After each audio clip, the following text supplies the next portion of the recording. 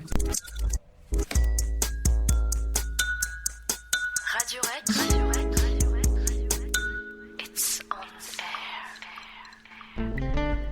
Bonsoir à tous, nous sommes le jeudi 18 mai 2017, bienvenue dans ce 21e numéro de Descartes en main. Après une séquence fortement marquée par les enjeux politiques et internationaux du quinquennat à venir, nous nous intéressons ce soir à un sujet de société qui est lui aussi un enjeu majeur, la question animale. Nous nous demanderons s'il y a urgence en la matière et quelles actions seront probablement menées dans les mois à venir. Nous interrogerons aussi la dimension politique de cette question, mais également celle des rapports entre l'homme et l'animal. Radio Rec, Descartes en main. présenté par Nicolas. Et avec moi ce soir, Priscilla, Hugo et Florent, bonsoir. Bonsoir. Bonsoir. Bonsoir à tous. N'hésitez pas à contribuer, à poser vos questions et à réagir à cette émission sur les réseaux sociaux Facebook et Twitter.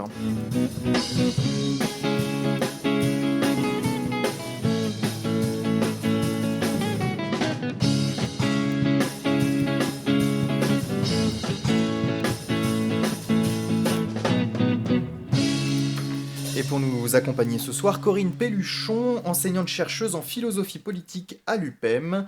Bonsoir. Bonsoir. Et merci d'avoir accepté notre invitation ce soir. Alors vous auriez pu être nommé ministre de l'enseignement supérieur du nouveau gouvernement, puisque c'est Frédérique Vidal, signalons-le, présidente de l'université de Nice, Sophia Antipolis depuis 5 ans, et professeur de sciences. Oui, Florent, Je viens de là-bas. Ah oui, je sais bien. On est fiers. Et professeur de sciences de la vie de la Terre, de formation, qui a été nommée hier. Donc finalement, voilà, une enseignante ministre de l'enseignement supérieur, de l'innovation et de la recherche. Donc c'est une bonne nouvelle pour le monde de l'enseignement supérieur qu'on s'intéresse aux membres de l'enseignement pour succéder à l'ancienne ministre Najat Vallaud-Belkacem et à son secrétaire d'État quand même. Oui, mais enfin, elle est présidente d'université, elle est professeure et présidente, ce qui est déjà un poste quand même de pouvoir. Donc moi, je ne suis pas présidente d'université et je pense que je ne le serai jamais, parce que je ne le désire pas. Puis sans doute aussi parce que je ne le serai pas pour d'autres raisons. Oui, Par Florent. contre, il y a un site internet, je ne me souviens plus lequel, mais on le mettra sûrement en ligne sur la page Facebook de l'émission, qui avait donc donné quelques indications comme ça en l'air peut-être, mais c'est toujours intéressant à lire au nouveau président de la République et qui vous avez choisi comme étant ministre de la planète. Je ne sais pas si vous avez vu ça. On m'a envoyé ça, Ouais. écoutez, pourquoi pas, mais je pense que ma vocation actuellement, en tout cas, c'est plutôt d'écrire, de faire de la recherche, et on va peut-être en parler, peut-être d'inspirer certaines personnes qui, elles, ont le goût du pouvoir et les moyens du pouvoir. Eh bien, on va voir ça. On commence tout de suite avec donc la cause animale et cette question. Y a-t-il urgence? Cette problématique, elle n'a pas été centrale dans la campagne présidentielle qui a eu lieu. C'est le moins qu'on puisse dire. Mais on sait que le FN a tenté de s'approprier un petit peu cette thématique par le biais de Brigitte Bardot notamment.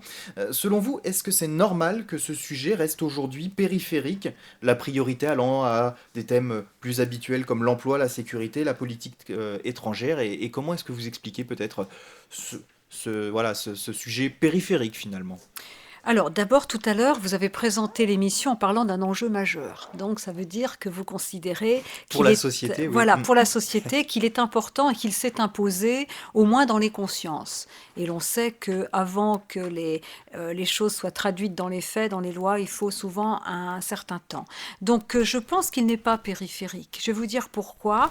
Il me semble qu'il n'est pas périphérique parce que la question animale est importante en raison du sort des violences infligées aux animaux tous les jours, mais elle est aussi le reflet d'un modèle de développement qui est fondé sur l'exploitation sans limite des vivants et qui est fondée sur le profit, et elle est un coup de projecteur, ce faisant, sur justement et une organisation du travail et un modèle économique qui n'est pas au service des vivants, humains et non humains, et qui est générateur de contre-productivité à la fois sociale, économique, environnementale, et aussi qui impose, qui pousse les êtres à justement se dire que les êtres vivants impliqués là-dedans et qui souffrent, eh bien, à ne pas voir leur souffrance en face. Donc vous voyez bien que la cause animale, loin d'être périphérique, a une dimension stratégique, et aujourd'hui, cette dimension stratégique a été soulevée à maintes reprises afin que justement les personnes intéressées profondément par la cause animale ne s'intéressent pas à cela seulement pour faire l'apologie d'un mode de vie vegan, mais justement fassent de cette question le levier à la fois de la contestation de ce modèle de développement et de la transition vers un autre modèle de développement. Maintenant, et je finirai par cela, je crois que ce mouvement est en marche, pour reprendre une expression à la mode, mais eh bien, il y a un animalisme qui est un mouvement social, philosophique, accompagné par les associations, par les personnes de la société civile et aussi par des gens comme moi qui travaillent depuis longtemps là-dessus. Mais je crois qu'elle n'est pas encore entrée en politique, ou elle est au seuil, et c'est pour cela que par rapport aux enjeux cruciaux que sont l'emploi, la transition environnementale également, etc., eh bien, elle reste un peu au seuil. Mais je crois que dans les années qui viennent, eh bien, il va falloir penser à une stratégie pour qu'elle s'invite au cœur des débats pour toutes les raisons que j'ai dites et que je développerai tout à l'heure encore. Alors Hugo, justement, on parlait d'En Marche. Emmanuel Macron a annoncé les 3 premières mesures qu'il pourrait mettre en place pour les animaux. Oui, il était interviewé, il donnait comme 3 premières mesures annoncées, on verra si elles sont appliquées. La disparition de l'élevage en batterie pour les poules pondeuses, une relance des concertations autour de la réintroduction d'ours dans les Pyrénées, et troisième proposition, la lutte contre les trafics d'animaux domestiques. Est-ce que pour vous, ce sont là des priorités ? Et si ce ne sont pas là des priorités, quelles devraient être les priorités en matière de politique de défense de l'animal et de défense de la cause animale de manière générale? Alors pour moi, tout est important. Donc, mais déjà, c'est un premier geste qu'il fait, mais bon, c'est le début de son mandat. Bon. Enfin, moi, j'ai écrit un manifeste animaliste politisé la cause animale qui est paru en janvier, où à la fin de ce manifeste, j'énonce un certain nombre de mesures à court terme et à long terme, avec une stratégie, en dégageant celles, en insistant sur celles qui pourraient être mises en application tout de suite, et j'explique très précisément pourquoi à chaque fois et comment. Donc je ne vais pas répéter ce que j'ai pris la peine d'écrire, parce qu'il faut aussi que, voilà, je le dirai beaucoup moins bien que je l'ai fait dans ce petit livre de 100 pages, mais ce que je dirais, et que j'ai dit également à Nicolas Hulot, puisque j'ai intégré sa fondation en mars dernier pour cette question, c'est que les animaux qui sont au cœur de la transition environnementale aujourd'hui, parce qu'il n'y a plus une opposition entre l'éthique animale et l'éthique environnementale, comme il y avait encore dans les années 70, où l'environnement était du côté de la biodiversité, mais pas du côté des animaux pris individuellement. Et aujourd'hui, il y a une convergence en raison en particulier du poids de l'alimentation carnée sur justement l'environnement et tout ça. Et puis aussi, pour les raisons que j'ai dites, en raison du coup de projecteur que représentent les violences infligées aux animaux, coup de projecteur sur le modèle de développement. Mais je crois qu'il y a une mesure phare par laquelle on pourrait commencer, car elle représente un consensus, y compris, elle peut intéresser y compris les personnes qui aujourd'hui encore mangent de la viande. Il s'agit de la fin de la captivité. Et moi, j'ai beaucoup travaillé ces derniers mois sur la fin de la captivité des dauphins dans les delphinariums. J'avais publié il y a un an un article pour soutenir l'association One Voice qui travaillait un peu contre Planète Sauvage à Nantes, près de Nantes, qui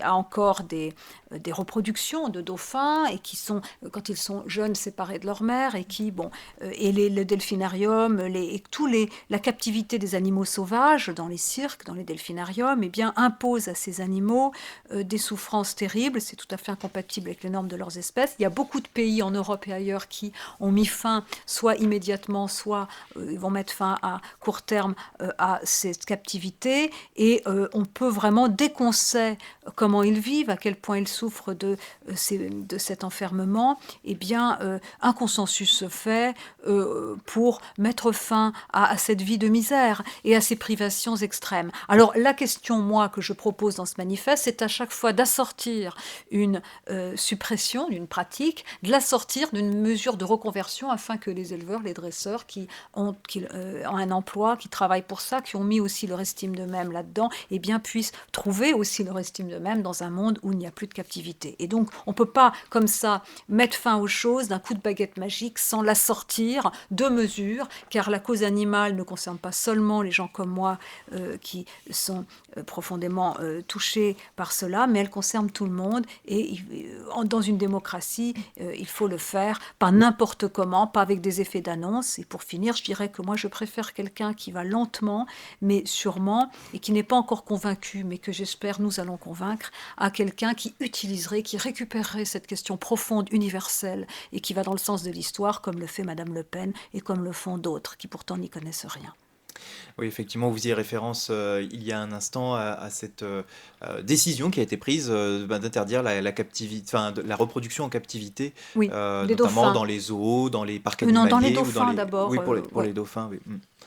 Et Oui. c'est cette mesure finalement qui touche la reproduction amènera à terme à l'interdiction de la pratique dans sa globalité.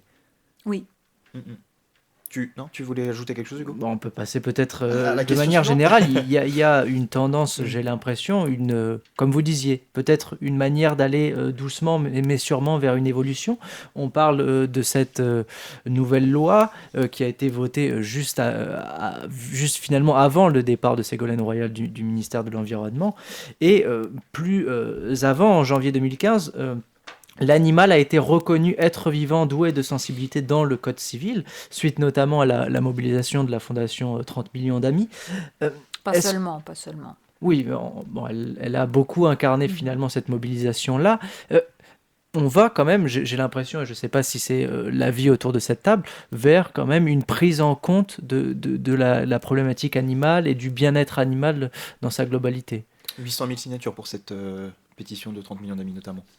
Exactement. Oui, alors c'est important, hein, mais en janvier 2015, on a mis en harmonie le Code civil avec le Code pénal, puisque c'était vraiment la loi du 10 juillet 1976 qui déjà reconnaissait que l'animal doit être placé, compte tenu de sa sensibilité, de sa vulnérabilité, dans des normes compatibles dans des conditions compatibles avec les normes de son espèce. Donc vous voyez, il s'agissait d'harmoniser, mais c'est encore une fois, de même, je pourrais vous citer la directive européenne du 22 septembre 2010, qui est excellente, qui est un très beau texte que je vous engage à lire, hein, qu'on trouve en faisant Google, directive du 22 septembre 2010 sur l'expérimentation animale, où est reconnue la valeur intrinsèque de l'animal et où l'expérimentation animale n'est plus considérée comme un mal nécessaire, mais comme un mal tout court, ce qui ne veut pas dire qu'elle soit interdite, mais elle sera soumise à des conditions contraignantes juridiquement, le fait de réduire les animaux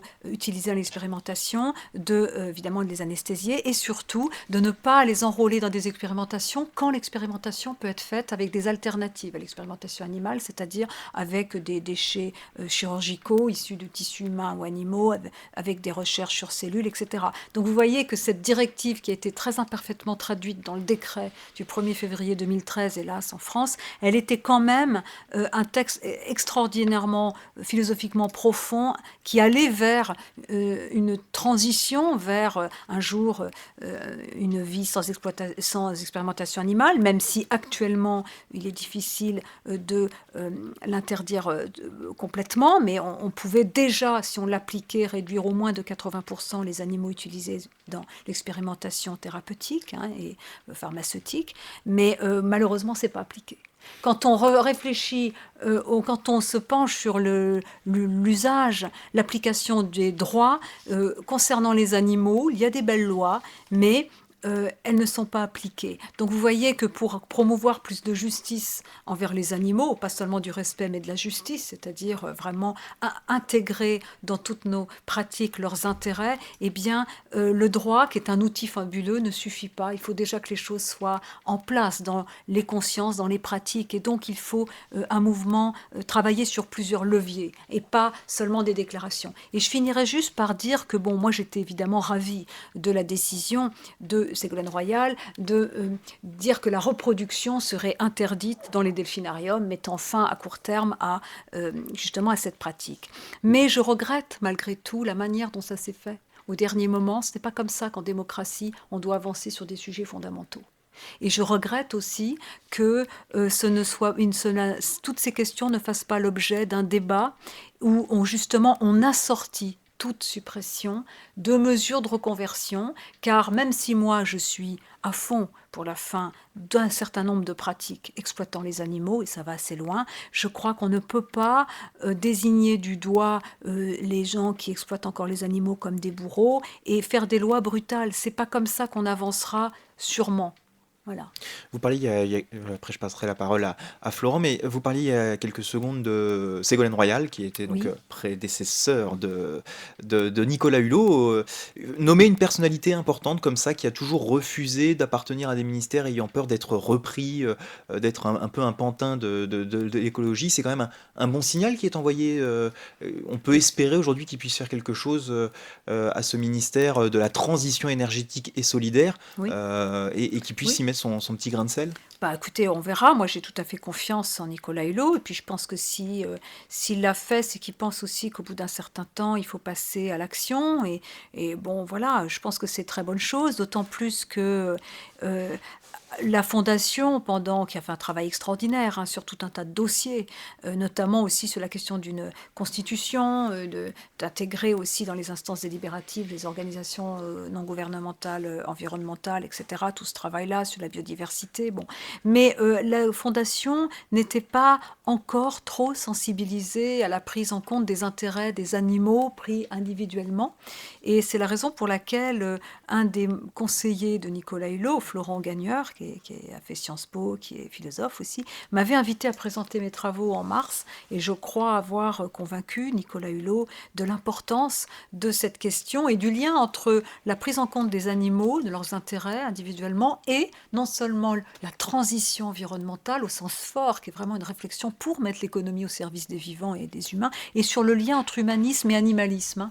Parce que c'est vrai que la plupart des gens qui travaillent sur la question animale s'illustrent parfois par une certaine violence à l'encontre de celles et ceux qui ne sont pas d'accord avec eux, et s'emploient à dénoncer la violence de l'humanisme qui, bon, sans doute philosophiquement, Derrida avait fait ça d'ailleurs mieux qu'eux, avait montré que les philosophes se sont donné le mot pour penser l'animal parce qu'ils n'avaient pas, et avaient une conception un peu élitiste même du sujet qui, pour avoir droit à la considération morale, devait avoir le logos, la raison, etc. Bon, et Derrida a fait tout ce beau travail de soumettre nos représentations à l'épreuve de l'animalité, mais je crois qu'aujourd'hui nous sommes entrés dans une phase où plutôt que de distribuer des bons points et des mauvais points aux uns et aux autres, philosophes compris, il s'agit de voir ce que serait une éthique et une politique qui prendrait au sérieux le fait que les animaux comptent et comment établir des règles de la coexistence entre eux et nous, tout en sachant que ce sont les humains qui le font et qu'il y a une asymétrie incroyable entre eux et nous,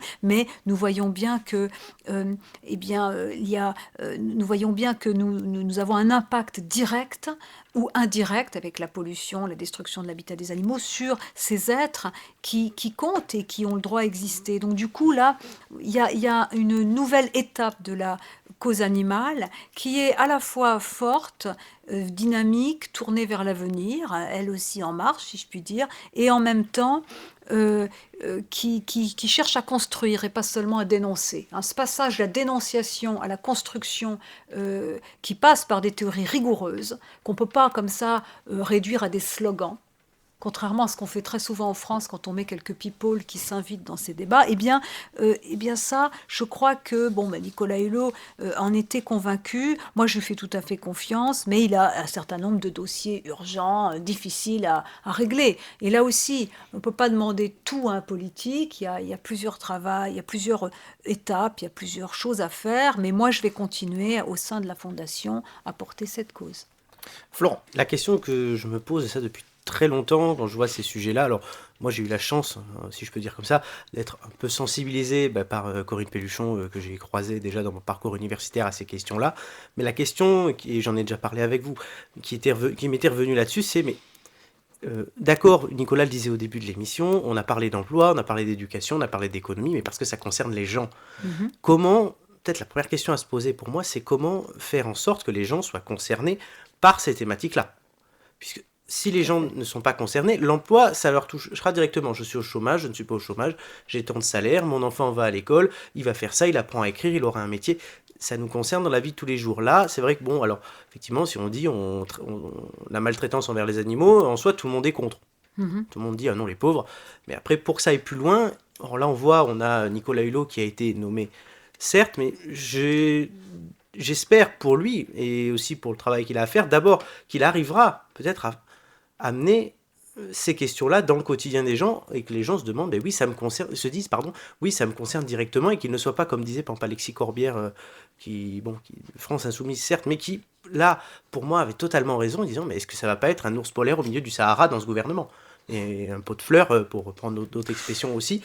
Il y a énormément de boulot là-dessus. Là, et pour moi, avant d'aller vraiment dans des détails techniques, et là, c'est vrai on va, avec Nicolas Hulot, il va avoir des dossiers très techniques à régler, mais c'est la question de la démocratisation de ces sujets-là qui importe en premier si on veut que Vous ça avez avance. tout à fait raison. Mais ça, c'est le travail des associations et c'est le travail de gens comme moi. Et d'ailleurs, dans le manifeste animaliste, la première partie, c'est de montrer ce qui est en jeu dans la maltraitance animale et pourquoi ça nous touche et comment. Et qu'est-ce qui se passe quand, justement, un jour, tout le monde sait ce qui se passe dans les abattoirs, tout le monde sait ce qui se passe avec le foie gras, etc. Mais il y a des personnes qui, un jour, acceptent de regarder en face cette souffrance. Je rappelle que par jour, il y a 3 millions d'animaux qui sont tués pour leur chair, en France. En France, par jour, 3 millions.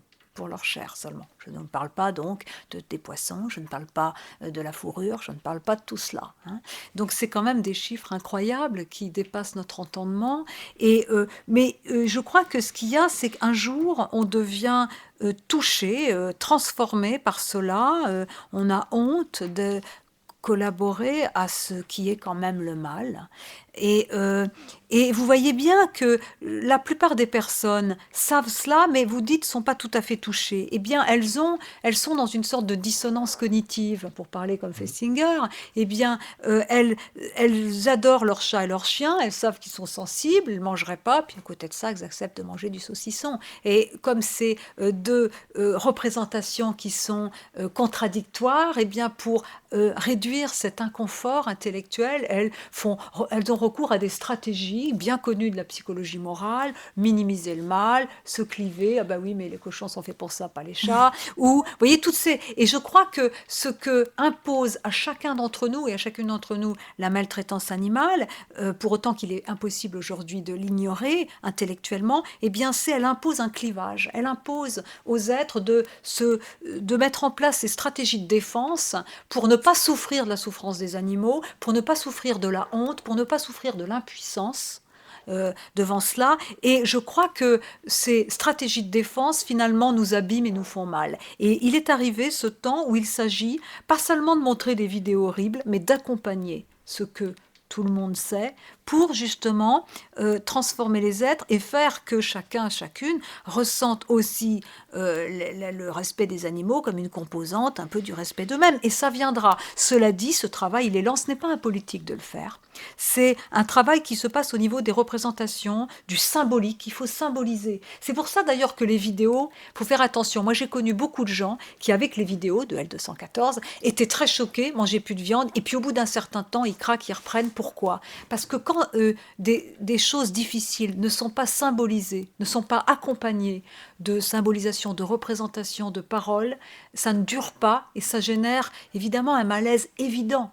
Et pour moi, ça fait 15 ans que je suis végétarienne et 2 ans végétalienne, végane pratiquement, vous voyez, il s'est passé énormément d'étapes avant que j'arrive à en parler, à en faire quelque chose. Car c'est pour ça que je crois que ce que vous dites est fondamental. Il faut que les gens soient concernés, que ça devienne un enjeu spirituel même. Et d'ailleurs, moi j'ai fait en automne un certain nombre de conférences avec des représentants de différentes religions, alors plutôt chrétiens, catholiques, protestants, orthodoxes, etc. Mais le judaïsme, évidemment, l'islam ont des choses à dire. Mais je pense que là aussi, les gens se saisissent de ça, car c'est une question aussi civilisationnelle. Que faisons-nous de ces êtres vivants dont la vie nous est confiée ? C'est une question importante. Mais je crois que le politique, il a quelque chose à faire, les intellectuels ont quelque chose à faire, les associations ont quelque chose à faire, et c'est ça qui fera que nos représentations et nos émotions changeront, et donc les émotions, les représentations et surtout les émotions, les affects sont le moteur de l'histoire. On a parlé de L214 à l'instant, justement, il y a ces associations, on l'a dit, hein, de toute façon, il y a un paradoxe enfin, qui est en train d'évoluer entre la faible place qu'on pourrait avoir dans un débat où on va parler économie sociale, internationale, terrorisme, sécurité, etc. Et puis à côté, ces combats-là, mais qui prennent de la place, qui, par le biais de l'actualité, aujourd'hui, prennent de la place. Comment est-ce qu'on peut expliquer peut-être ce nouvel élan tout de même et il est porteur d'espoir, on peut imaginer quand même, de parler de plus en plus de ces choses, même si c'est temporaire, même si c'est la vidéo, et que par le biais de la vidéo, on peut être choqué un instant et puis revenir à...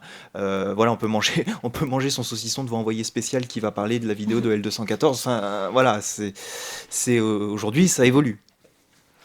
Oui, je pense, mais si, je crois que profondément, si nous sommes arrivés au fait que ces questions entrent dans la cité, on va le dire, j'irai assez vite, hein, c'est, je crois, parce que nous sommes un peu à la croisée des chemins. C'est-à-dire qu'il y a de plus en plus de personnes qui s'interrogent sur leur finitude. L'écologie interroge la finitude. Hein. Comment je consomme, quelle place je confère aux autres générations futures au sein de mon existence. Là aussi, la vulnérabilité, la fragilité que nous avons en commun avec les animaux. Hein. Eh bien, et puis ce respect du vivant, voilà, je crois qu'il y a cela. Et d'un autre côté, il y a des manifestations témoignant d'une domination sur le vivant, sur autrui, d'un refus de l'altérité, d'une peur panique de ce qui échappe à ma maîtrise. Et ça se manifeste par exemple par le transhumanisme, ça se manifeste aussi par le fait le fait de mettre à la lumière, mettre en lumière, des personnalités qui revendiquent ce caractère un peu dominateur en politique, Trump, Poutine. Bon, je crois qu'il y a vraiment, et cet éloge de la guerre, bon, je pense qu'on est vraiment avec deux âges, deux forces différentes, et je crois que la question animale, encore une fois, travaille notre rapport aux autres vivants, notre rapport à l'altérité. Hein. J'ai vu que vous employez souvent l'animal au singulier.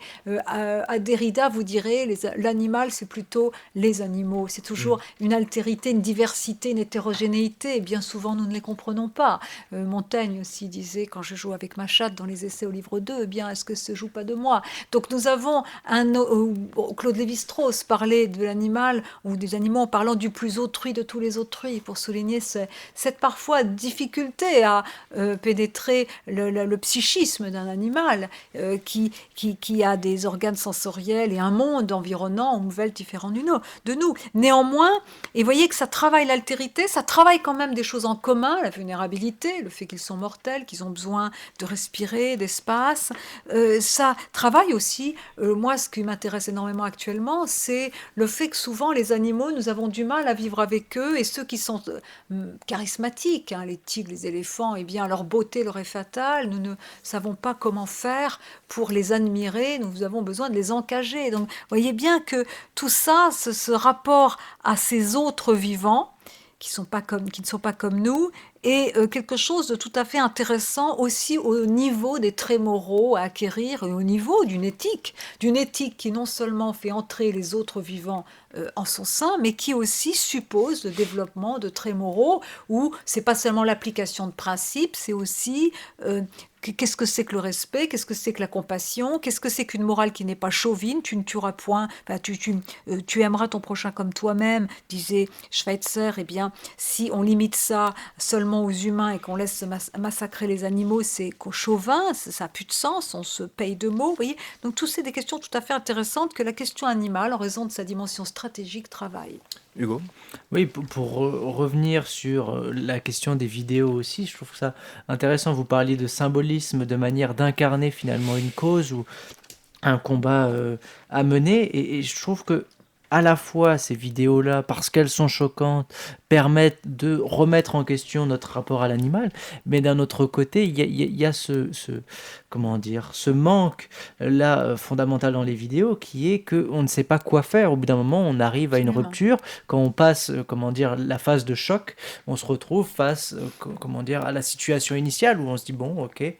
Mais ça a toujours été comme ça, et comment je dois changer, comment trouver une alternative au traitement animal, comment je peux arrêter d'utiliser finalement la viande comme nourriture, voilà, comment je n'utiliserai plus de fourrure ou de production animale pour me couvrir. Voilà, quand on vient à la pratique, là je trouve qu'il y a un manque, et dans l'incarnation finalement aussi politique par notamment les associations, ce combat-là n'est pas le combat qui est d'abord mené.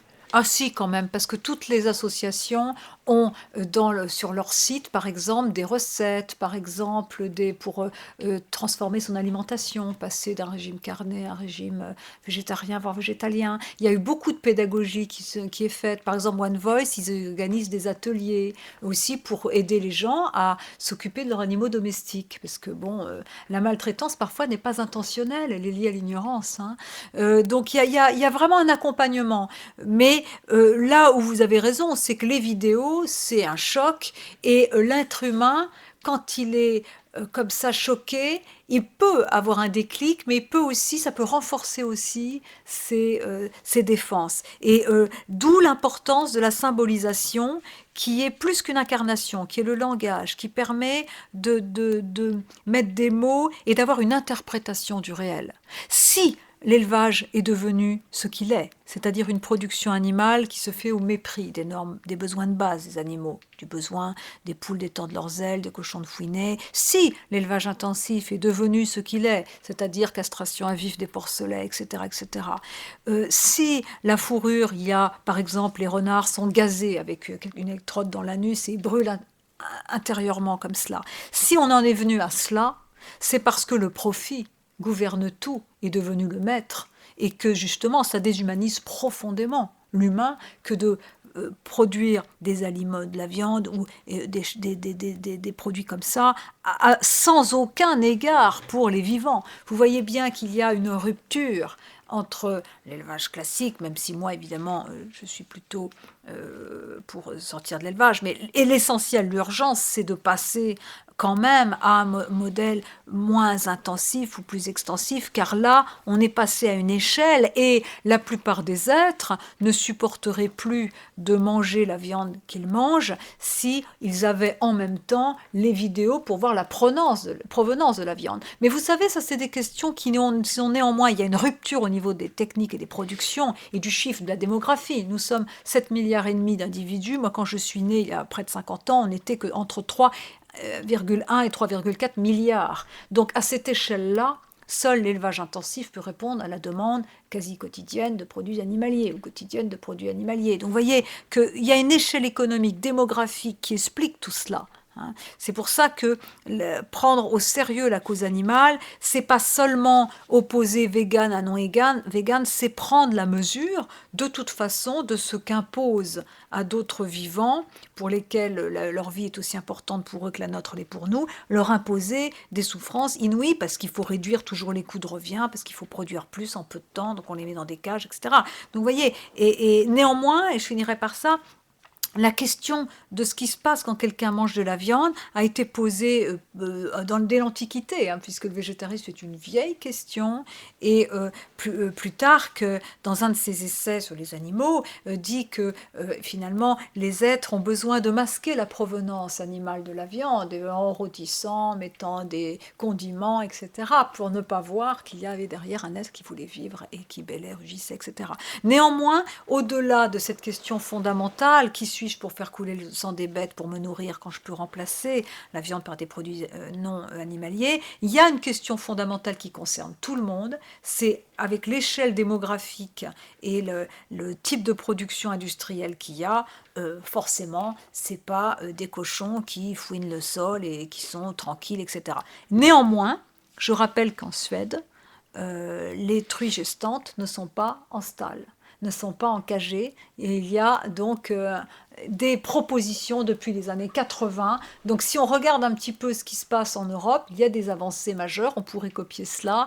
Déjà, on pourrait commencer par cela. Par exemple, sur plein de choses, vous me disiez tout à l'heure par quoi commencer. Bon, la captivité, c'est évident, et moi j'y travaille en ce moment, mais il y a par exemple la chasse à courre. La chasse à courre, le berceau, c'est l'Angleterre, et l'Angleterre l'a supprimée. Pourrait supprimer la chasse à courre, me semble-t-il. De même, la fourrure, c'est Luxembourg a mis fin à la fourrure. Il y a un certain nombre de choses, vous voyez.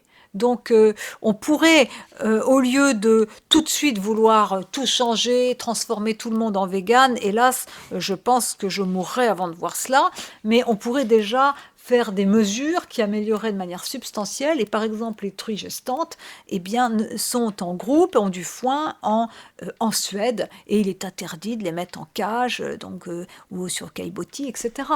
Alors justement, parlons de ces régimes alternatifs, végétariens, véganes. Ce sont des mots dont on entend de plus en plus parler tout de même aujourd'hui, parce que les personnes qui pratiquent ces régimes se multiplient. On peut adopter une nourriture plus responsable, plus respectueuse, et peut-être, question parallèle, qu'est-ce qui fait qu'aujourd'hui, qu'est-ce qui leur manque à ces régimes pour être populaires? Parce qu'on sait qu'ils sont nutritifs, enfin, qu'ils apportent un certain nombre d'éléments essentiels et que certains arrivent à amener quasiment tous les éléments, voire tous les éléments essentiels au corps humain pour se développer et être en pleine forme. Voilà, qu'est-ce qui... Alors, petite remarque quand même pour un régime végétalien, c'est-à-dire sans poisson, sans viande, mais aussi sans œufs, sans huîtres ou mollusques, sans miel, c'est-à-dire sans aucun produit animalier au niveau de la nourriture. Un vegan, c'est quand il n'y a rien du tout, c'est-à-dire il n'y a pas non plus ni de chasse, ni de spectacle, etc., ni de cuir. Par exemple, mon sac, c'est du faux cuir. Hein. C'est pas mal, hein, ça imite bien. Hein. Mais bon, hein. Donc... un régime végétalien, il faut absolument se supplémenter en B12, sinon c'est dangereux. Hein. Et faut le dire, ce n'est pas toujours, c'est plus difficile. Enfin, je veux dire par exemple, bon, moi je vous confesse que j'aimais beaucoup le fromage et ça a été un peu dur pour le régime végétalien. Mais en tout cas, il faut se supplémenter en B12, sinon on risque d'avoir de gros problèmes de santé. Végétarien, non. Et la bonne nouvelle, c'est quand on devient végétarien, même les personnes comme moi qui n'étaient pas douées en cuisine, eh bien, sont obligées de le devenir, de faire leurs courses et redécouvrent la saveur des fèves, des pois chiches, de choses qu'on avait totalement oubliées quand on était on suivait un régime carné. Donc voilà. Alors votre question est fondamentale. Pourquoi ça reste encore minoritaire? Moi, je crois que c'est l'habitude. C'est pourquoi je crois un des moteurs du changement, c'est progressivement de proposer partout, de la cantine à l'Élysée, des produits, des plats végétariens, voire végétaliens, et qui soient bons. Je pense que l'éducation, l'habitude, la possibilité fera beaucoup. Mais c'est vrai que si vous allez dans des restaurants, moi je vais bientôt à Cerisy, j'y pars demain pour 2 jours, puisque je fais partie du conseil d'administration, eh bien je pense que je vais faire 2 jours à manger difficilement. J'espère qu'ils ne m'entendent pas, mais parce que c'est très carné et que il se peut que dans ce cas, j'ai pommes de terre et frites, ou bien, vous voyez ce que je veux dire. Bon, donc je pense qu'il y a encore peu de collectivités qui ont relevé ce défi de proposer des plats intéressants, agréables, qui soient non carnés, mais donc il faut l'encourager. Et je crois que ça peut se faire et avoir des résultats extrêmement positifs. Encore une fois, quand on s'adresse justement à l'intelligence, aussi qu'on fait voir tout ce qui est possible, comment il est possible de cuisiner autrement, eh bien, on sort de quelque chose de punitif et ça devient une manière d'être et ça marche et c'est durable. Parce que le nombre de gens qui passent d'un régime carné à un régime végétalien et qui arrêtent au bout de 6 mois, il y en a énormément. Donc il vaut mieux commencer lentement et prendre le temps de cuisiner, d'apprendre, de découvrir. Et à l'échelle d'une société, moi je pense qu'à la cantine, il faudrait, je vous dis même, ou dans les hôpitaux, dans les prisons, tout cela. Et puis c'est lié à un mouvement plus profond où les êtres aujourd'hui, en pleine mondialisation, se rendent compte qu'ils ont envie de se réapproprier leur vie et ils le font en mangeant, puisque en mangeant, on vote, on a un impact sur l'économie, sur la production, et donc c'est un acte éminemment éthique. Priscilla? Oui, j'en ai oublié ce que je voulais Ah. dire. Oui, je disais aussi sûrement, enfin c'est sûrement une remarque un peu triviale, mais je pense qu'on subit aussi une réputation de gastronomie française de bon vivant, comme on dirait, et que on associe difficilement un plat végétarien, voire végétalien, à ce qu'on considérait comme étant quelque chose de bon vivant. Je pense qu'on subit beaucoup cette fausse idée d'ailleurs, hein, ça peut être très bon Oui. et avec beaucoup de saveurs, etc. Mais on associe forcément cette idée de grand sûr. repas à de la viande, à le plateau de fromage. Il y a à, des étapes, oui, dont bah, le oui, fromage. c'est vrai, dont- vous avez raison. etc. Et forcément, on prend souvent, je pense, d'une certaine manière, à tort, les végétariens ou les véganes pour des sortes de frustrés qui, en fait, se privent de tout, qui mangent du tofu 24 heures sur 24. Non, mais Oui. malheureusement, enfin, Oui. j'exagère évidemment beaucoup le trait, mais je pense qu'on est dans un pays, par exemple, les pays asiatiques mangent en général peu de viande, parce que ce n'est Hélas, pas du tout ils dans en leur... mangent de plus en plus. De plus en plus, parce qu'ils s'occidentalisent. Oui. Mais de base, leur alimentation comporte très peu. Et justement parce qu'ils veulent ce côté, justement, par exemple Paris fait rêver, la France fait rêver, avec ce côté justement gastronomie, des repas à n'en plus finir avec, Enfin, maintenant, c'est très tendance d'être oui, végane. aussi. Hein. J'avais la fille d'une de mes amies qui, chaque fois que je vais la voir, elle me fait un grand sourire. Je trouve que c'est très chic. Donc, voilà. Donc, ça, Oui. vous savez, les modes. Bon, mais vous avez raison. Et puis, il y a une autre raison, c'est que l'alimentation, c'est aussi la mémoire. Et moi, par exemple, quand je suis devenue végétarienne, donc il y a 15 ans, eh bien, ma mère, au départ, disons, le prenait mal parce qu'elle avait l'impression que je refusais ce qu'elle m'avait transmis. Donc, c'est pourquoi il faut expliquer les choses, il faut vraiment symboliser. Sinon, ça peut vraiment être dommageable. Et voilà. Mais le monde change parce que, vous voyez, je l'avais tout à l'heure au téléphone et elle me disait que la voisine, alors il y avait déjà des enfants végétariens chez la voisine et la voisine avait baissé sa consommation de viande. Donc, c'est quand même des discussions qui n'existaient pas il y a quelques années. Donc, les choses changent et c'est tant mieux. Il faut accompagner ce changement. Florent, Mais le point que vous avez fait sur les cantines, pour moi, apparaît mais essentiel. Parce que c'est l'éducation. c'est l'éducation, déjà, ça commence de base. Mais je me souviens, moi, quand j'étais petit, qu'est-ce qui restait à chaque fois dans les assiettes qui revenaient à la fin du service de cantine? Les légumes. Les légumes, les épinards. Moi, je me souviens, c'est une anecdote très drôle. J'avais une amie qui n'arrivait pas à manger les épinards. Et il fallait lui fermer le nez, lui foutre dans la bouche. Non, mais parce que sinon, la dame voulait pas qu'elle finisse. C'était une horreur. Le Parce problème, que c'est les légumes sont aussi ce qui est le moins bon dans la nourriture de cantine, finalement. c'est ça. Mais du coup, ça Oui. traumatise. Le nombre de C'est gamins mal, qui c'est sont mal Oui, préparé vous avez aussi. raison, C'est vous mal avez préparé dans raison. les cantines Mais aussi. totalement, mais le nombre de gamins qui sont traumatisés, qui, à une fois adultes, ne veulent plus manger de légumes ou très peu, est incroyable. J'en ai autour de moi, je pense qu'on peut tous en trouver autour Tout de à soi. fait. Donc, de base, si on enlève les légumes, bon, il Derrière reste quoi, l'écran les frites. d'ordinateur, là, ici, il y en a un. Ah bah voilà, ah bah tiens. Voilà, mais il reste quoi? Des Il frites. faut les mais bon, retravailler, les légumes. Il faut bien vraiment. sûr, alors ça peut être très très bon, mais sauf qu'aujourd'hui on a des tas d'adultes qui ne jurent que par la viande, parce que si on leur enlève la viande, déjà qu'ils ont eux-mêmes enlevé les légumes, il leur reste quoi? Les pâtes et les frites. Donc Oui, ils tout vont pas à aller fait, très loin. Tout à fait. Et puis en plus, il y a eu aussi, faut pas oublier, bon, nos grands-parents ou arrière-grands-parents mangeaient beaucoup moins de viande. Hein.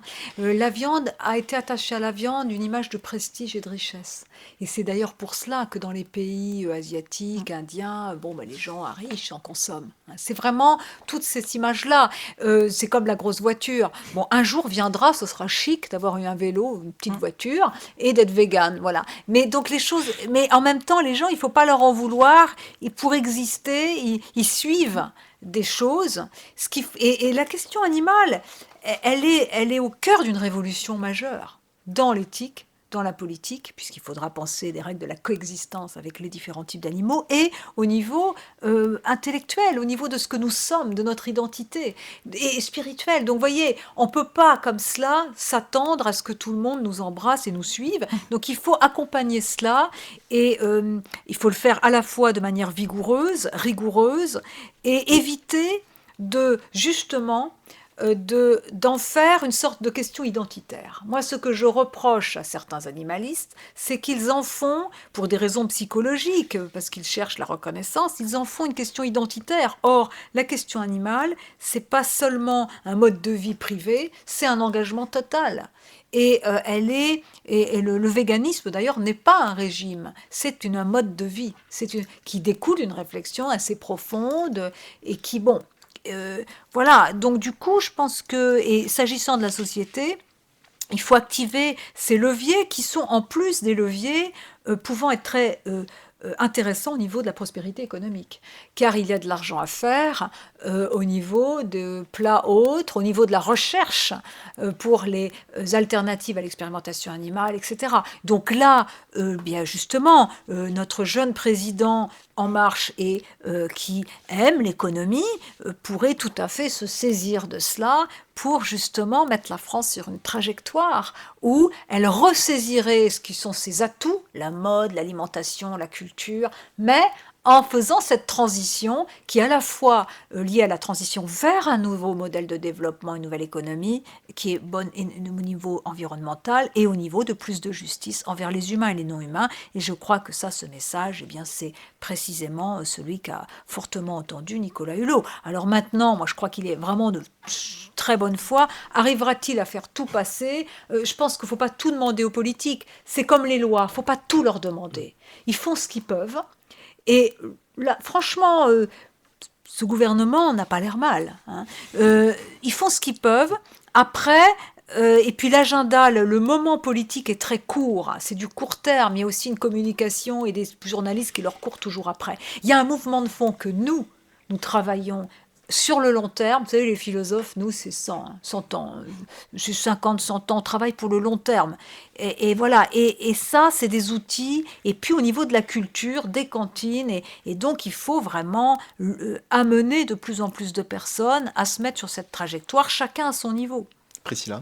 Oui, et ça me faisait penser également à la question souvent des carences alimentaires, donc où les gens ont peur qu'un régime sans viande, etc., crée des carences. Il faut bien se rendre compte, notamment par exemple dans tous les principes naturopathiques, etc., d'hygiène de vie, que de toute façon, manger quelque chose qui est mort ne peut pas apporter du bien et qu'il faut manger du vivant, éviter de toute façon les cuissons violentes, etc.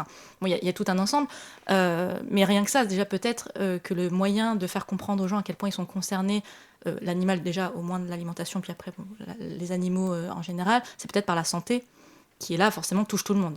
Peut-être est-ce un levier d'action de faire comprendre aux gens que changer son alimentation, c'est bon pour la santé et que ce n'est pas du tout des carences et qu'au contraire, c'est apporter dans son corps des déchets. Un animal stressé produit de l'urée, des acides, etc., qui ne sont pas du tout bons au moment de la digestion. Peut-être que par ce biais-là, les gens se lavent forcément, personne n'a envie d'être malade et de mourir dans d'atroces souffrances. Enfin, je pense que c'est peut-être là qu'on pourrait commencer, peut-être. C'est une idée. Néanmoins, vous savez, la cigarette, c'est pas bon et pourtant on fume quand même. Donc, oui. Mais vous avez raison que c'est en tout cas pour inviter les gens à réduire leur consommation de viande et de produits animaliers, c'est une bonne... mais ça suffit pas. Hugo, tu avais une autre proposition également, une idée peut-être un peu radicale vis-à-vis du jeune public ? Oui, on parlait d'éducation avec la manière de nourrir nos enfants et de mieux utiliser les cantines scolaires, mais il y a une proposition franchement radicale, ça serait de faire visiter les abattoirs aux jeunes enfants. Est-ce que ça serait quelque chose d'inconscient ou ça serait quelque chose justement bon pour la prise de conscience, selon vous ? Alors moi, je sais que j'ai une amie qui est dans le 18e arrondissement et qui m'a dit que ça s'est fait dans une école. Je ne sais pas à quel âge avaient les enfants, je me rappelle plus ce détail. Néanmoins, vous voyez, encore une fois... les visites d'abattoirs ou les vidéos, mais même les visites bien sûr, puisque les visites c'est beaucoup de cris dans un abattoir, les animaux crient, la peur, l'urine, tout ça c'est très important, mais là, le cri ou notamment les agneaux qui pleurent comme des bébés, hein, c'est beaucoup d'animaux jeunes qui sont tués, hein, bien sûr, hein, et des bébés. Mais je crois, vous voyez, pour des enfants, moi je pense que c'est pas l'idéal. Je crois que c'est pas l'électrochoc qui fait avancer. Ou alors, faut l'accompagner beaucoup.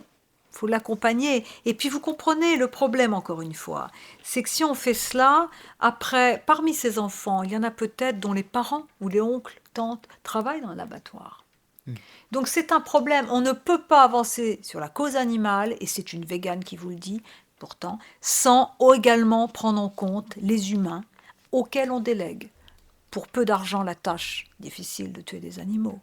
Et voyez, on ne peut pas non plus arriver en disant viande égale meurtre devant un boucher ou devant un enfant dont le père est boucher. Je veux dire que il y a un travail d'accompagnement et en plus, c'est pas comme ça qu'on change les choses. Il faut vraiment demander aux aux gens, et ça c'est l'affaire d'une politisation de cette question animale, c'est-à-dire quelles mesures pourraient permettre de nous mettre sur une trajectoire où on réduit, où déjà on change le modèle de production, mais ça demande un coût, hein, même pour le consommateur, et puis ça demande aussi des compensations pour les éleveurs, afin qu'ils puissent avoir les aides financières et logistiques leur permettant d'avoir cette reconversion. Et ça demande évidemment de ne pas signer le CETA. Ça, je compte sur Nicolas Hulot pour empêcher le président de la République de signer le CETA, qui serait dramatique pour les animaux, ou au moins de revoir un certain nombre de choses. Mais, vous voyez, cette mesure-là, à mon avis, ça serait une mesurette. Ça ferait du mal à des gens, mais ce serait une mesurette. Le grand changement que nous espérons, que nous préparons, même s'il advient après notre vie, eh bien, il a une temporalité, il a une stratégie. C'est pour ça que moi, j'ai interrompu un travail de fond un gros livre que je vais finir cet été sans prendre de vacances, comme d'habitude, mais j'ai interrompu ce travail l'année dernière pour écrire ce manifeste parce que je trouvais que tout ce qui était proposé sur la cause animale était souvent des mesurettes à la fois très brutales, mais des mesurettes qui n'aboutissaient pas à un changement en profondeur et on doit travailler sur plusieurs leviers au niveau politique, à la fois constitutionnel, au niveau pour faire ça, que ce soit une finalité de l'État, institutionnel et au niveau culturel. Et pour chaque pratique, un certain nombre de raisons et assorties de mesures permettant cet équilibre, certes toujours difficile, entre les humains et les animaux, entre ceux qui, comme moi, veulent défendre les intérêts des animaux avec court terme et un long terme qui est assez radical, et ceux qui vivent encore de leur exploitation et qui doivent aussi trouver leur compte dans un monde meilleur pour les animaux. On va sortir bientôt de l'assiette, mais Florent avait... Mais je rejoins un peu ce qui se dit là, mais de façon plus générale. C'est que, un peu... C'est pas contre toi, hein, mais la proposition de ce genre-là, ça me rappelle un peu tout ce qu'on fait en France, peut-être même en Occident en général depuis 40 ans, à savoir promouvoir des causes importantes, je pense notamment aussi à l'écologie, de façon punitive. C'est-à-dire en faisant peur, l'écologie, souvent, voilà, c'est attention, vous polluez, vous savez, vous salissez la planète, vous faites n'importe quoi, les enfants vont tous crever, alors du coup, éclairez-vous à la bougie, rappelez-vous bien la marée noire d'Erika, et surtout achetez des toilettes sèches. Bon, finalement, ça marche pas. Non. Et j'ai travaillé longtemps avec des enfants, notamment sur des gamins, puisque c'était là d'où se situait l'idée. On n'aide pas un gamin en lui faisant peur. Non. Il faut vraiment y aller par le plaisir, donc peut-être par le goût, donc peut-être voir que oui, effectivement, manger végétarien, ça peut être très très bon. Mais en lui faisant peur, on n'arrive à rien. Bien au contraire, on braque et ça deviendra des adultes encore plus braqués. C'est ce qui a été fait, et ça, l'histoire a de nombreux, je pense, cas comme ça, notamment la Révolution française. Ce sont des gens qui en avaient marre d'être braqués, d'être sous un régime de peur et qui, du coup, se sont révoltés du jour au lendemain. Attention, pour moi, vraiment, à ne pas vouloir faire peur aux gens. Il faut qu'ils retrouvent l'estime d'eux-mêmes. Donc, moi, je suis tout à fait d'accord. Hein. Les échecs, il faut tirer la leçon des échecs sur l'écologie, sur tout un tas de questions. Et c'est pas en braquant les gens. Et ça, c'est un défaut, notamment des animalistes, que de braquer les gens. Et du coup, aucune discussion n'est possible. Et aucune avancée n'est possible. Si on sort un petit peu donc de l'assiette, comme je le disais, et qu'on revoit un petit peu les humains et l'ensemble des êtres vivants sur Terre et la cohabitation entre animaux et hommes, et vous remarquerez que j'ai dit animaux. Ouais, je remarque. Hein. C'est comme ça qu'était libellée la question qu'Hugo m'a gentiment formulée. Donc c'est pour Bravo, ça. Hugo. Bravo Hugo, tu avais été dans la bravo. progression dans l'émission. Justement, est-ce que du coup l'homme qui serait le responsable, si on entend, puisqu'il a le pouvoir sur l'animal, en tout cas sur une grande partie des animaux, il y a une responsabilité morale de l'homme qui se doit normalement de protéger les animaux faibles derrière ça. Oui, mais surtout, il y a des animaux qui ne veulent pas tellement vivre avec nous et ils ont le droit d'exister selon leurs normes propres sur des territoires. Donc la question, c'est celle de la cohabitation, vous l'avez dit. Nous partageons le foyer des terriens, l'oikos, la planète, avec d'autres vivants qui volent, qui nagent, qui habitent avec nous. Les animaux domestiques qu'on a amenés à la maison, domus, mais aussi les animaux sauvages qui habitent des forêts que nous déforestons en pensant qu'elles sont vierges ou qu'elles ne font que nous appartenir. tenir. Donc il y a une responsabilité morale, mais plus précisément, il y a une question de justice. La justice, c'est penser les limites à mon usage des ressources, des terres, en pensant que d'autres êtres ont aussi droit à ces ressources. Et on voit bien que c'est politique. Pourquoi ? Parce que la communauté mixte que nous formons de fait avec les animaux qui partagent la même terre que nous, eh bien, elle n'est pas toujours harmonieuse parce qu'évidemment, il y a des conflits d'intérêts et la question, c'est que jusqu'à présent, on a toujours fait comme si les animaux n'étaient là que pour nous servir et que bon, dès qu'ils nous gênent, on les éradique, on les déplace, on fragmente leur habitat et voilà. Donc je crois que là, la question de la justice, c'est celle des limites à reconnaître à la fois nos usages des ressources et à nos interactions avec certains animaux qui, les éléphants par exemple, n'ont pas à vivre dans ou des dauphins, les cétacés n'ont pas à vivre dans des prisons dorées, dans des prisons chlorées, excusez-moi, elles ne sont pas dorées. C'est mon chat qui vit dans pas une prison dorée, mais vous voyez, donc c'est vraiment cette question, et ça, je me permettrai de citer un livre que donc j'ai fait traduire chez Alma en 2016, Zoopolis, une théorie politique des droits des animaux, de couple de Canadiens Sue Donaldson et Wim Kilimilka, et qui est un texte qui justement énonce les règles, des stratégies pour penser des règles de la coexistence avec des différents types d'animaux.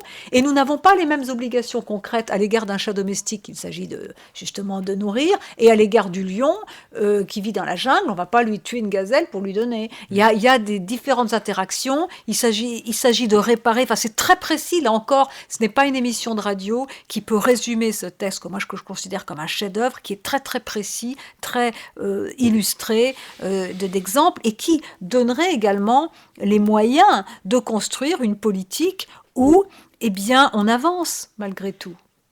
Priscilla.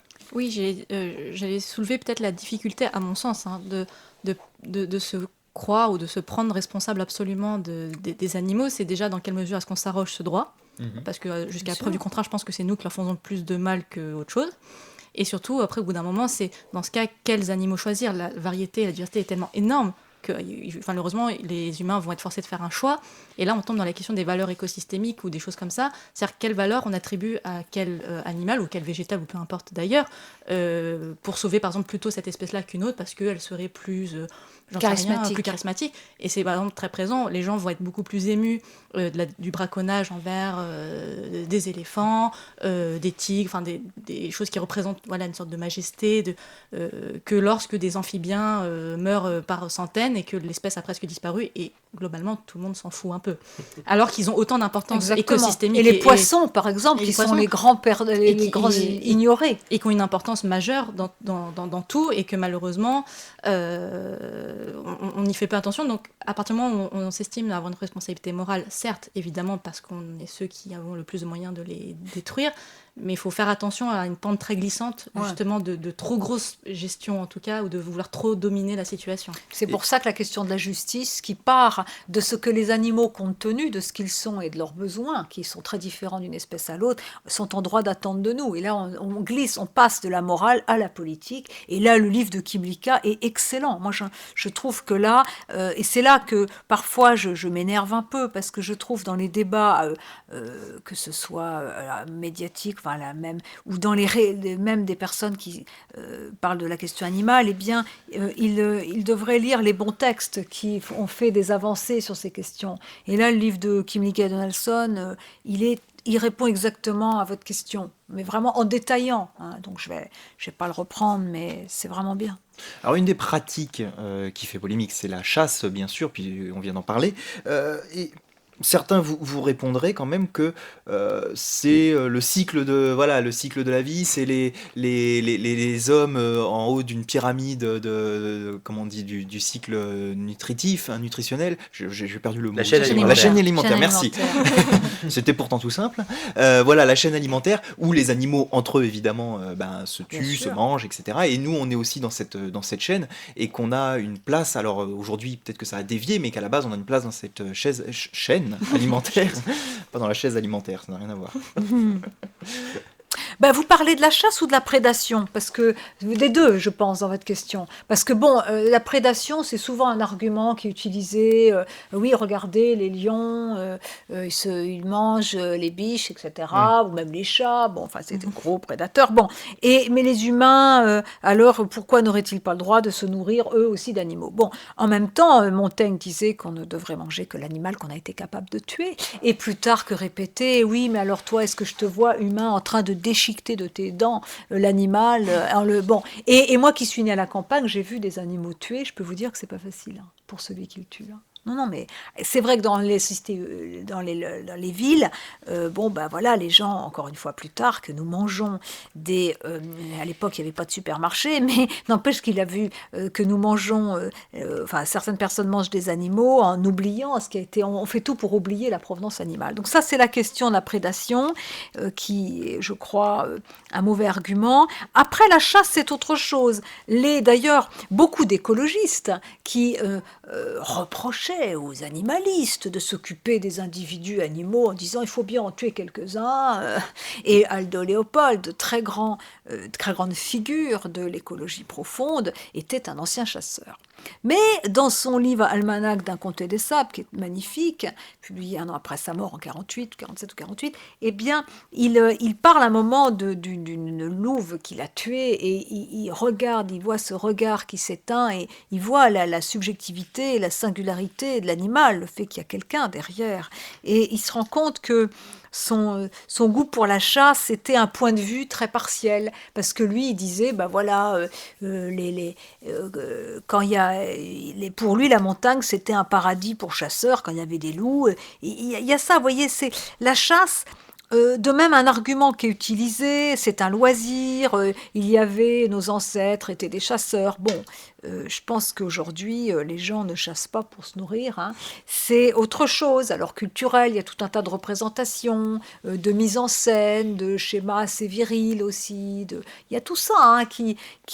Et puis, enfin, ceux qui disent la chasse, c'est normal pour réguler les espèces. Sauf que la plupart du temps, il y a beaucoup d'animaux qui sont introduits par des chasseurs pour pouvoir être chassés, si je puis dire. Et en général, pas tout le temps, mais bien souvent, les animaux, quand il n'y a pas trop de nourriture, ils font moins de petits, quoi. Donc il y en a moins. Vous voyez, c'est quand même... Bon, donc du coup, moi je pense que la chasse à courre devrait absolument être abolie dans l'immédiat, mais la chasse elle-même, d'abord, devrait quand même, là aussi, prendre un chemin qui est celle de sa disparition. Et je crois que ça se fera, parce qu'il me semble que les jeunes générations sont un petit peu moins attirées par la chasse comme loisir que dans le passé, même s'il en reste. Donc ça, c'est la bonne nouvelle. Néanmoins, vous voyez, là aussi, la question de la chasse, c'est sa disparition, c'est compliqué. Pourquoi ? C'est parce qu'il y a des représentations derrière. Les gens qui sont chasseurs, c'est leur identité qu'ils mettent là-dedans. C'est comme la corrida.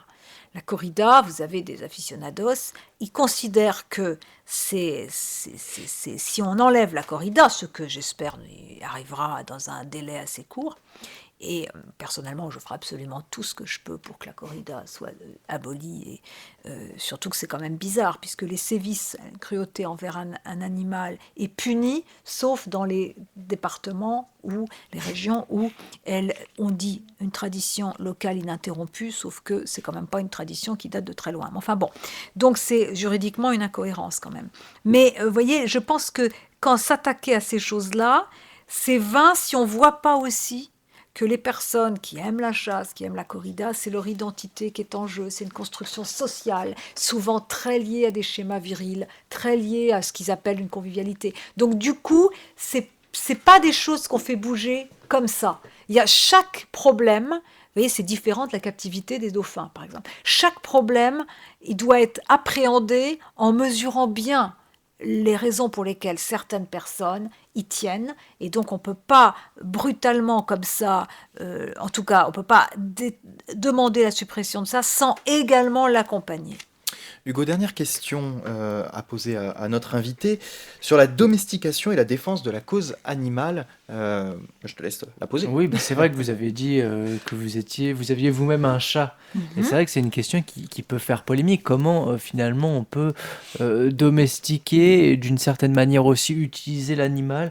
J'ai en tête notamment les chiens d'aveugle, j'ai en tête l'équitation, ou les Ouais, ouais, c'est une bonne gardes-montées. question. La manière, elle est où finalement la limite raisonnable dans sa relation avec l'animal? Bah, c'est une bonne question, hein. Vous savez que Gary Francione, lui, disait, c'est un abolitionniste, fallait même pas avoir chat, de chien, enfin bref. Bon, alors moi, je dirais que d'abord, faut pas les acheter. Moi, je l'ai adopté. Plus précisément, je l'ai sauvé de l'euthanasie. Donc, le geste est différent, hein. Je l'ai adopté adulte et je l'ai sauvé de l'euthanasie. C'était une chatte dont personne ne voulait, alors que c'est une beauté extraordinaire. Enfin bon. Donc, premièrement. Deuxièmement, là, vous avez raison, c'est que quand on a un animal domestique, on lui impose une vie en fonction de l'humain que nous sommes, enfin que l'on est. Par exemple, la stérilisation. Hein, les chats, les chiens, bon. Alors moi, elle était déjà stérilisée, mais c'est vrai que même si j'avais un chat plus jeune, je le stériliserais, parce que c'est assez incompatible avec une vie.